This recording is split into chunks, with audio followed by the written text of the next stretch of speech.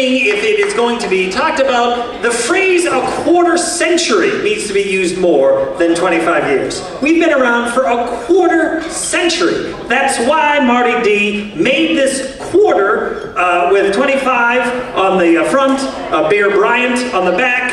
I don't know what that connection is, but we'll have this be a drinking game later on, I'm sure. But quarter century, I mean, that's something special. So, ladies and gentlemen, last year, I believe, was our inaugural Hall of Fame class, a time to recognize the shining stars of our history, recognize those who have come before us, and the gentlemen, so we have two members to add to that firmament this evening.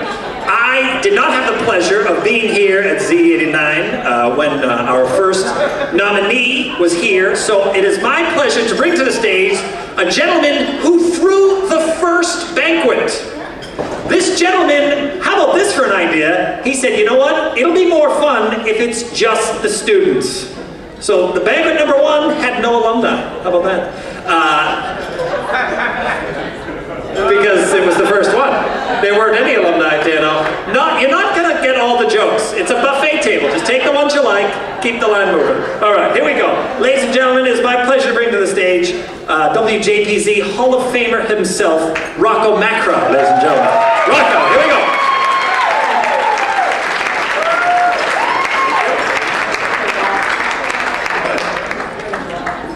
Steve, whoa, that's loud. You're doing a brilliant job tonight, but you're totally wrong with the facts. We actually had alum back in 1986 when we did the first banquet, because JPZ has been around, I believe, Professor Wright, from 73, 74, right? Yeah, we're only 35 plus. 35 plus years. And Bill would not be here tonight if there wasn't a JPZ on AM, on low-powered cable before we went on the air, January 30th, 1985, on Z89 FM. Now what happened about 3 weeks after we went on the air is I was the promotion director and I knew nothing about radio. And I just got named that because there wasn't a lot of people around. I knew a lot about advertising and marketing, and actually for our current general manager, when you said what was the first inspiration about radio, for me, I used to listen to the old WKTU, and they had Paco and Roscoe, and I figured Rocco would fit right in. So that was my thought. I got introduced about 3 weeks after the station went on the air to the production director, a man named Chris Bungo. I immediately did not like him and said, there's no way I can get anything done with this person. And that's the end of my speech. For the next 25 years, we've been driving each other absolutely crazy. I think most of it is on me. As Chris mentioned last night, a lot of times I'll tell him we have a 2 p.m. meeting and that meeting might happen 3 days later. But I have so many things that I'd like to say about him. Unfortunately, I was told that I only have 2 minutes and I believe I already used it up. So let me just tell you some headlines of things that I would talk about if I had a chance. I would tell you what a patient teacher Chris Bungo is. I learned more, and this is being serious, in the first 4 months working with Chris about radio than I learned in the next 16 years when I worked for MS Communications. I would tell you about what an amazing production wizard he was.